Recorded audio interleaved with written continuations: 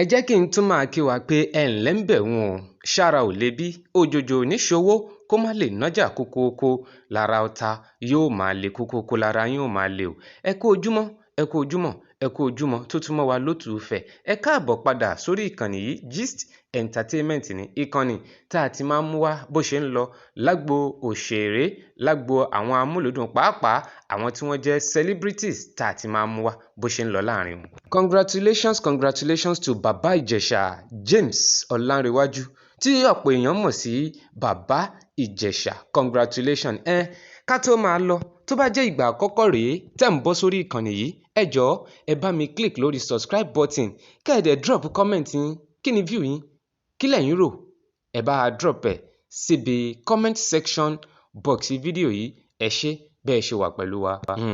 Tẹ́ ẹ bá gbàgbé kí n sáré rán yín létí, ṣé mọ̀ pé níbi oṣù mélòó kan sẹ́yìn ni adájọ́ tí ó ju James Ọlánrewájú tí gbogbo wa mọ̀ sí Bàbá Ìjẹ̀ṣà sí ẹ̀wọ̀n 16 years lórí ẹ̀sùn tí wọ́n fi kàn án. Lára àwọn ẹ̀sùn tí wọ́n fi kàn án òun náà ni pé indecent treatment of a child and sexual assault.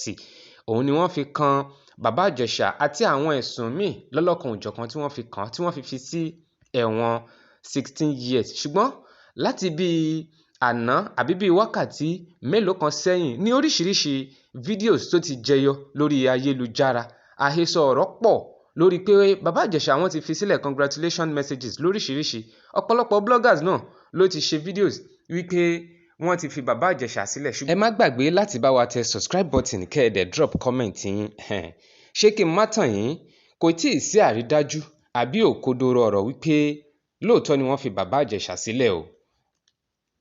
Nínú ìwádìí tí ikọ̀ Gist Entertainment ṣe, a rí òtítọ́ kan àbí evidence kan wípé wọ́n fi Bàbá Ìjẹ̀ṣà sílẹ̀. Lára àwọn tí ó lè fún wa ní ẹ̀rí òun ni pé tí wọ́n bá fi Bàbá Ìjẹ̀ṣà sílẹ̀ lára àwọn ìwé ìròyìn olójoojúmọ́ ilẹ̀ wa, ó yẹ kó gbé àbí ó yẹ ká ti gbọ́ ọ̀rọ̀ láti ẹnu Bàbá Ìjẹ̀ṣà. Kò tíì sí. Ẹ̀yin tèmi lórí ìkànnì yìí, kí ni èrò titi yín lórí ọ̀rọ̀ yìí? Lẹ́ẹ̀kan sí, ẹ má gbàgbé láti subscribe kẹ́ ẹ dẹ̀ comment sábẹ́ fídíò yìí.